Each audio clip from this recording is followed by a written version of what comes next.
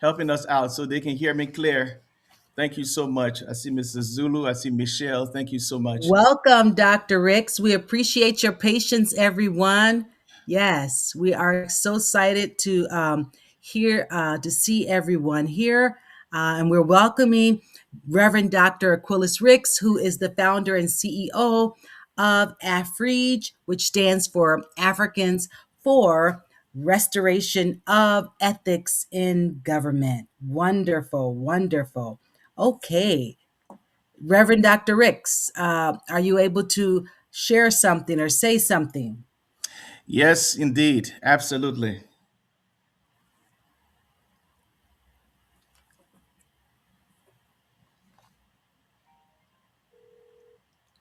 Yes, I can hear you clear. Please, let's go ahead. It's fine. Okay, wonderful, wonderful. Thank you. And we do apologize for these technical glitches. By the next time we have our second broadcast, all of these will be worked out. So thank you for your patience. Let us go ahead and get started. So, Dr. Ricks, what is Afreig? Tell us a little bit about it. Well, thank you so much. Again, it's good to be here, friends. Glad to be with you all. AFREACH is an acronym for Africans for Restoration of Ethics in Government. We are a nonprofit organization designed to harness the expertise of professional Africans to dialogue and discuss how our careers, our training, our experiences can benefit Africa. We want to help Africa do things right and do it well. And so this is where the vision came from. Ethics. The focus is on ethics, where we bring Africans to the issue of ethics and draw attention, draw awareness to how ethics must be applied into every system that we build in Africa for the betterment of the African people.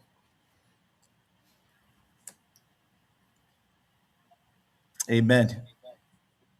Oh, wonderful. Thank you. So, what is the inspiration behind the creation of Afreeg? What prompted you to start this nonprofit? It's interesting because at the end of the Liberian War, I was here in the U.S. and I made a trip back home. And I traveled back home. I went to the University of Liberia, and there, I sat and I watched Liberians, just through a civil war, just through a crisis that literally caused them to lose everything. But I watched them, do their best to get an education. And I couldn't help, honestly, I couldn't help but just sit and just imagine, what they were going through at home, what they were going through emotionally, what they were going through psychologically, what they were going through, mentally, just to get through. But yet, despite all that, there was a hunger for education. And I was kind of, struck by that. And two things came to mind. What would it look like if Africans had confidence in government? And the second thing was that what would it look like if Africans had a hope for the future? So, Yeah. so combining these two ideas, the vision of Africa was birthed at that time. And not only that, but another thing that kind of stir up my desire for this organization. Most time we watch news or we listen to events from around the world, and something always caught my attention as I listened to news from Europe. There's a lot of Africans that travel from different parts of Africa to the northern African area of Libya and other areas in the north, and that the desire is to cross over into Europe. And as you watch as you listen to these stories, how many times these boats that take them across into Europe will capsize, and these people are gone. I mean, they are literally gone. It's just thinking about that situation. How many African lives have been lost in the Mediterranean Sea, or how many African lives have been lost trying to cross from Africa into Europe for a better life? And here is it. We have a continent with all the resources, and everything we need to improve and better the life of our people. And it's not translating into these services that they need. And so they go for greener pastures, and they risk their own personal welfare and their personal well-being just to get to greener pastures.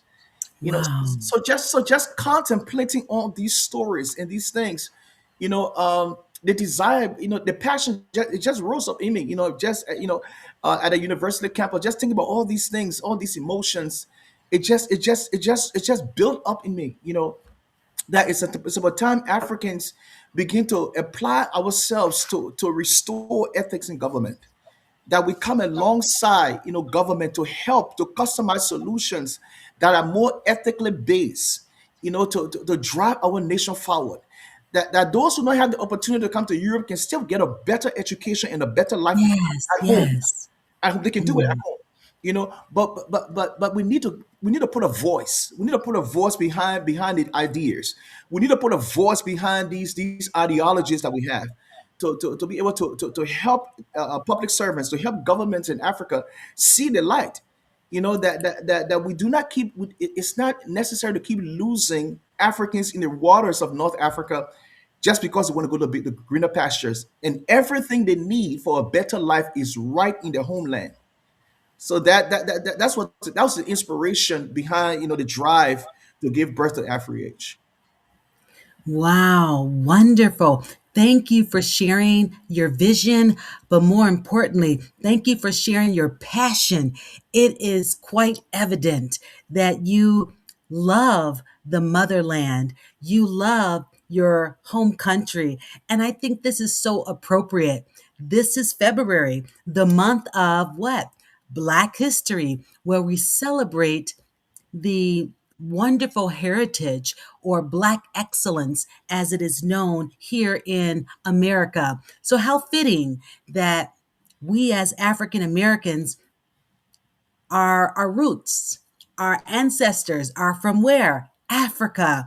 So, I think it's wonderfully divine that you have decided to commission Afri Age during this month. Thank you, Dr. Ricks, for your vision.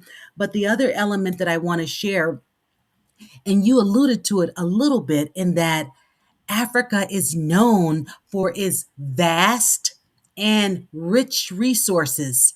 And although it has all of these accolades, yet the people are not able to take advantage, or they're not able to leverage all of these wonderful resources for a myriad of reasons.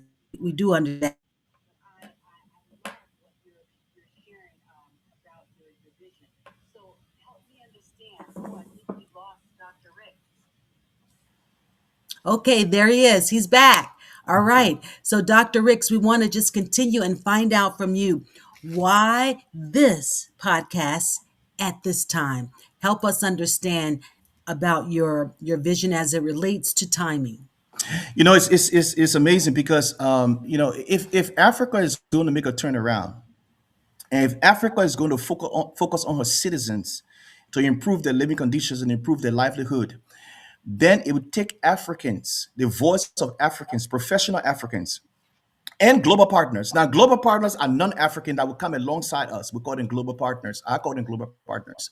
But it would take the voice of professional Africans and global partners in collaboration to help Africa improve and make a turnaround. The vision for this podcast is to bring professional Africans and global partners to dialogue on the issues that impact Africa. And so why this time? Because I believe it's time that the voice of professional Africans be heard. It's Yes. time that professional Africans and global partners come together, because Africa is lagging behind the rest of the world. We are, Yes, we are yes. lagging behind the rest of the world in every area, in every sector. When it comes to technology, we are lagging. Healthcare, we are lagging. Good quality education, we are lagging. I mean, literally in every sector, in every spectrum, you look, Africa is lagging. We are the least. We are the least. And we have professional Africans who have been trained in almost all areas of expertise. We are there. There is something called brain drain. Brain drain. It's like professional Africans that have all the expertise and knowledge, they come to the West because again, there's greener pastures. And nothing wrong with that. But what is it? What would it look like if we also pour into our people at home? Yes, what would it yes, look like if our African governments will invest the resources to build these systems at home? At home, and so that's what this podcast is all about. I want to bring as many professional Africans and global partners together. I want to bring them on this podcast and with dialogue. In every area of the expertise, I want to discuss it. So, for example, we could bring a medical doctor and talk about how medical science, how we can help Africa do right in the area of medicine. yes, We want to bring the educators, say, how we can have Africa do right in terms of quality education, not just high school, middle school, but more importantly, preschool, college levels. You know, how, what can the educators say on this line that will resonate with African governments to say, what is being addressed is essential, is significant to build these systems in our home. So that's the reason of the podcast, and that's why it is needed now. It's about time the Africans who are educated let their voice be heard. And this podcast is available to give them an opportunity to speak to different areas. Think about the area of arts. The area of arts. I mean, Africans, they are knowledgeable in the area of arts as well. We want to know, we want to hear from them. How can you help the continent do well in the area of arts? How can it improve the living condition of people who are artistic? There are some Africans that believe they are called to be movie stars. There are some Africans that believe that they are called to do Broadway kind of shows. Well, Africans that have those desires, expertise, we want to hear from you, so that those Africans back home that have they believe that they are called in that area, you yes. can create a platform for them to give a voice. So the podcast is significant because it will give voice to many, many, many Africans and professional people to address issues that's impacting Africa. Wow, wonderful. I love the vision and the concept. And as you were speaking, all I can think of was two things. I'm sure everyone is aware when they talk about give back or pass it forward.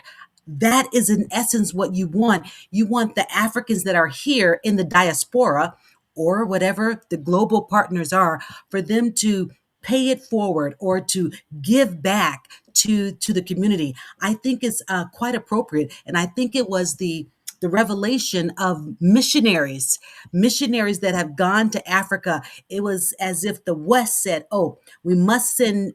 Our missionaries, and predominantly those were Caucasian missionaries coming. But then guess what? They got a revelation. Now, I don't know if that was because some of their missionaries were getting sick from malaria or what have you, but they just had an epiphany.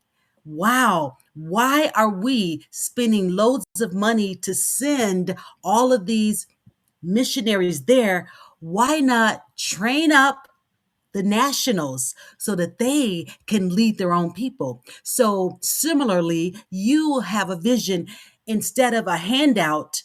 Asking for handouts, why not our people that are educated in all of these different industries and spheres of education? How about they share their wisdom or their expertise? Wow, this is very innovative, Dr. Ricks. Thank you. Thank you. Thank you. So, you mentioned that you want restoration of ethics in particular in government. Why is this a core value for Afreig? It's interesting because I recently had a lunch with a financial professional here in Minnesota, and we have well, not lunch but coffee, and we were just kind of talking. And one of the things he said to me, that I will never forget. His name is Brother Nick. He said, you said, Ricks, ethics is sustainable. Ethics is sustainable. In other words, anything that has a foundation on ethics can be sustained. Anything that do not have foundation on ethics will collapse. And when you think about it, it makes sense because let's say, for example, think about the whole African concept of finances, okay, funding, things like that. The common argument we hear is that there's in government there's misappropriations and things like that in government. It's a common thing we hear. Okay, well, if the system of governance, right, or revenue intake is based on ethics, no one will fraud the government. right? If the system is built on ethics, no one will fraud the government. The government will hold everybody accountable, right? Because if you do something unethical with the finances, then there is consequences, right? Yes. Yes. On the other side, if there is no ethical foundation or there is no implementation of ethical system within governance or in the government, then anybody can fraud the government, anybody can steal, anybody can do anything, right? So ethics in and of itself is sustainable. And I will never forget that principle that he shared with me. Wow. If Africa is going to build systems that can be sustained, then we need to rethink how we're building our systems in Africa. And the message now is the message of ethics. And we got to hammer the message of ethics a lot. That you can have all the concepts, right? You can have all the good ideas. If you don't have an ethical system in place to hold people accountable for the responsibility that may assigned to them, then the system will collapse. So it's Mm. all based on ethics. We have been focusing on everything else but ethics. We talk about integrity, credibility, but most of it's just words. There is no accountability set in place. Ethics cannot be sustained if you don't have an accountability system. The two must go together. So we talk about ethics, and then we encourage leadership, government to put an accountability system in place to sustain the ethical ideas that we are bringing to help these systems run effectively and efficiently to better Africa. Wow. Wonderful to hear you expound on the focus for ethics. And it's amazing. I was just teaching a session on inspiring trust among up and coming leaders. And one of the principal foundations of trust is that you must do right and that you must do what you say that you're going to do. So I have to ask you, Dr. Ricks, considering the current climate that is within most African governments, with the exception maybe of the young guy who is doing amazing things despite even the opposition. He's doing right for his country. Since it's pervasive, the stealing, the fraud, I hear you that you want to bring forth about ethics, accountability, so that the trust will. Africa can regain the trust not only of its citizens but of the global world at large. If you've got this dichotomy of fraud and thievery existing now, how do you how are you going to overcome that? I know your principles are right, they're timely, but you've got this in existence already. How do you reconcile the two? I think it starts with education. It starts with education, and that's what we want to do here first. And as I said, we want to bring professional Africans and global partners. It starts with education. As we continue to educate, as we continue to sound the alarm, and then we believe that it would translate into partnerships. We want to come alongside African government, and that's the whole. The vision is to grow Africa to the point that governments in Africa and wherever it is can reach out to us. That we can send some of our members. Some of our team members, to counsel, to give wisdom, how to set us on some accountability and ethical system, to lay those systems in place. There are systems already in place there. Don't get me wrong. The issue for us we're looking at now is the issue of ethics. How can you Yes. build a strong ethical system that will drive the rest of the system you already have in place? All right. Now, let me also piggyback because as we are talking, some questions coming up, and I see a good question here from Shaka Zulu, right? Okay, I know it's Mr. Peabody, but he says, good initiative, but without funding and presence in Africa, how do you plan to make this happen? That's a good idea. Again, we talk about forging partnership. That's the key. We're forging partnership. There are a lot of resources here in the West. There are a lot of resources here in the West, and there are a lot of organizations that have these resources that can benefit, the continent. And so what we are talking about here is that as we sounding the alarm about building ethical systems, for Africa, well, organizations that have the resources can partner with us, or can partner with Africans that have expertise or desire in these areas, to forge that partnership so that to be able to implement these things we are looking at. All right. So it's about partnership. It's about partnership. We know that we can. I mean, we'll do our best, to educate and try to, do collaboration, with African leaders and things like that. But we cannot ignore the global partners that also have resources that can partner with us in making these things happen.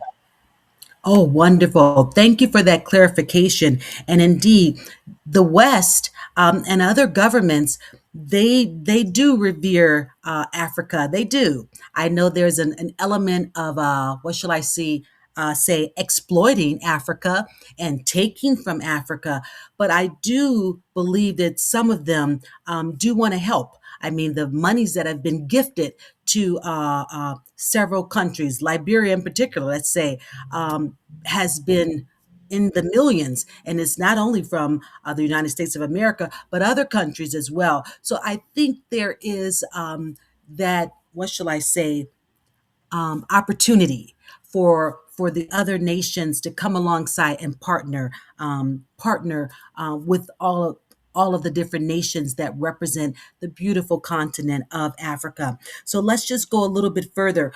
What is your goal for this first year of Afreig, and how would you measure success this time next year? One of the things we are looking at is that within this next 12 months, as we launch this podcast, in the next 12 months, we are looking at building relationships. We're looking at building a following. We do have our Facebook, for Afreage, the number four Afreage. That you can go there, connect us with your friends, encourage people to go and follow us on Facebook. We want to make sure that as we have these podcasts every other week, that we start having, a significant amount of people, coming on, listening, posting some ideas, some questions, and sharing their thoughts as well. So we want to grow the podcast by growing our following first. There are other social media platforms we are looking at tapping into as well to get visibility. Our prayer and our vision is that AfriH will be a global brand. It will be a global brand because we want Africans from all over the diaspora, all over the world, to be able to come into this fight to this site to get some information how to build ethical systems to help Africa. So yes, by next year we are hoping to significantly double our following and participation and get our name out there and expand to different nations as it were. So we're encouraging all who are members of who are following us right now to begin to share. Let your friends know what we're doing here. We're starting off every 2 weeks, so we will not be here next week, the following week, but we want to start like that and then begin to build this thing. And also, we want to also build relationships. We want to build relationships with a lot of professional Africans and also global partners that we can bring on the platform as well. To be able to interview them like this, and so they can share their expertise, how Africa can be better in certain in the areas that they have been trained in. So in terms of measuring our success, again, is to grow the brand, have more visibility, and begin to expand our platform in different nations. Wonderful, wonderful. So I know this is just our first show, and we're just trying to give people an overview of what AFREAD stands for and what they can expect on future episodes. How can your viewers, those that are watching us right now, and we do have some people on as well, how can the viewers and the listeners partner with AFREAD?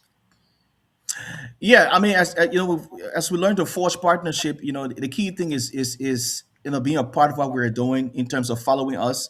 Keep in relationship with us. We also want to solicit, ideas. Maybe there's a particular topic that you want us to discuss, particular idea.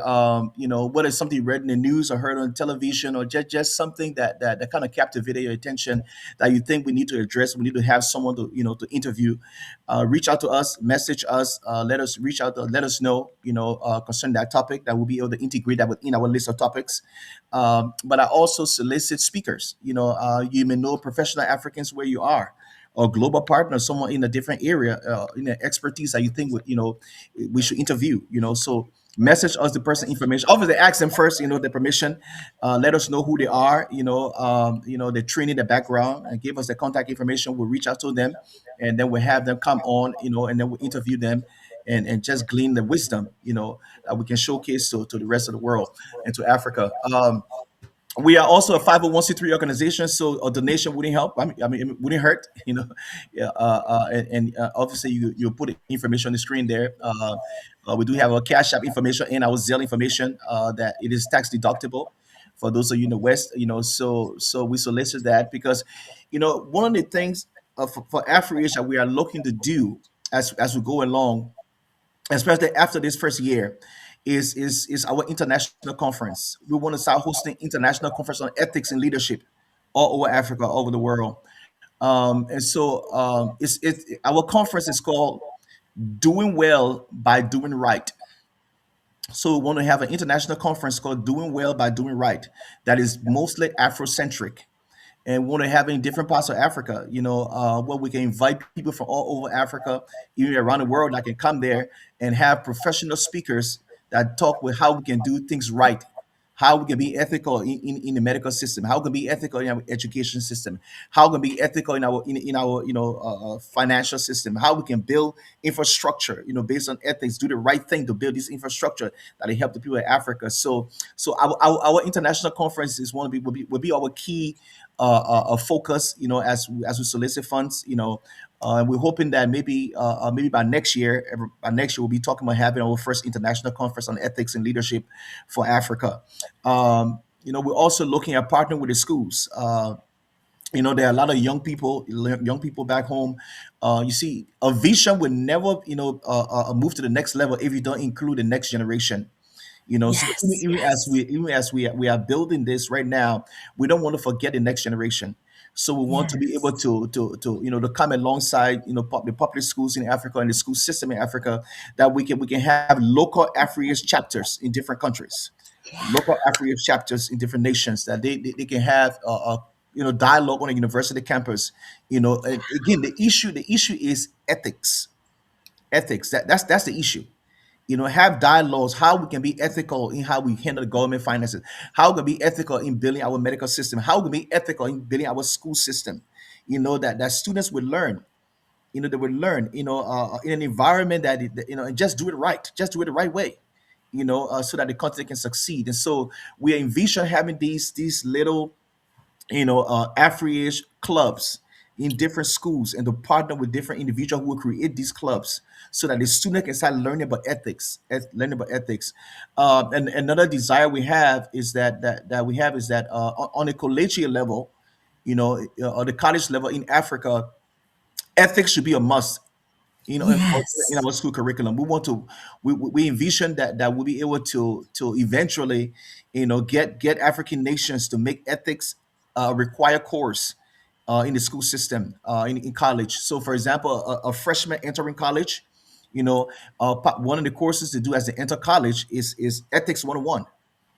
Ethics 101, what it means to be ethical, what it means to be the person of integrity, what it means to be a person of credibility. So we're hoping that ethics 101 will be a required course for every freshman entering college. And then when you're about to exit college, when you're about to graduate, go into the real world, ethics 102. So you enter college learning what it means to be ethical. And then the last courses you do before you graduate from college to go in the real world, you refresh your mind on its on principle of ethics. And we think those little steps will be critical. But again, it starts with we will not forget the younger generation, high school, and then college as well. So we are hoping that our partners will just join us, be praying for us. If your heart is touched to donate, the information is there on the screen, be a blessing to us. But we want to start having these international conferences. My desire will be by next year that we start having an international ethics conference at least every year. We'll do it once a year in different parts of Africa. We'll bring people together and have speakers that will talk about what it means to be ethical in different aspects of governance. wonderful, wonderful. Thank you so much, Dr. Riggs. One other element that you did not include in terms of how your listeners and viewers can partner with Afreage is if you yourself those of you watching, those of you listening, if you are a professional and you have a skill or expertise that you can see positioned well to help enhance the nations that are represented in Africa, certainly share your own name and email with us. You can do that via the Facebook page, or you can message Afreig directly, and then we can reach out to you for hopefully a future broadcast. But this has been wonderful. I hope you see the passion. I hope you see the need for Afreig. And what is Afreig? Again, it is Africans for restoration of ethics in government. That's why this podcast has been created to show forth the vision of Afreig. What final comments would you like to share at this time, Dr. Ricks? We are excited for the future of Afreach. We are excited about the partnership we are building. We're excited just for everything that has been laid out before us, and we are looking forward to begin to bring these professional guys and men and women online to just dialogue and create this platform that will be a resource. It will be a resource for all Africans around the world. We are looking at a global brand. This will be a global brand, and we don't, the vision is not something small; it's something global. But we start somewhat small. We take little steps, but our vision is global. It's global, and we will not stop until Afreage is known around the world. And these professionals will really help us make that happen. So connect us with organizations, with professional organizations. Whether it's the UN or the EU, whatever it is, just connect us with professional organizations and professional people, including yourself, that we can be able to expand this brand and make it big. So thank you again. I appreciate it, and we look forward to grow this organization. Wonderful, wonderful. Well, thank you, Dr. Ricks, and thank you, all of those that tuned in to the broadcast. Let me alert you that we will be coming on every other Thursday. So we're here to this Thursday, not next Thursday, but the following Thursday from 7 to 7:45 is the window that we want to enrich you.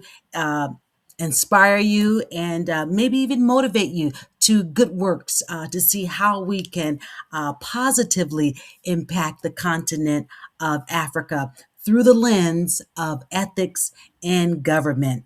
Well, it's our time to say until the following Thursday. It's been rich. It's been wonderful. Again, thank you, Dr. Ricks. Enjoy the rest of your evening, everyone.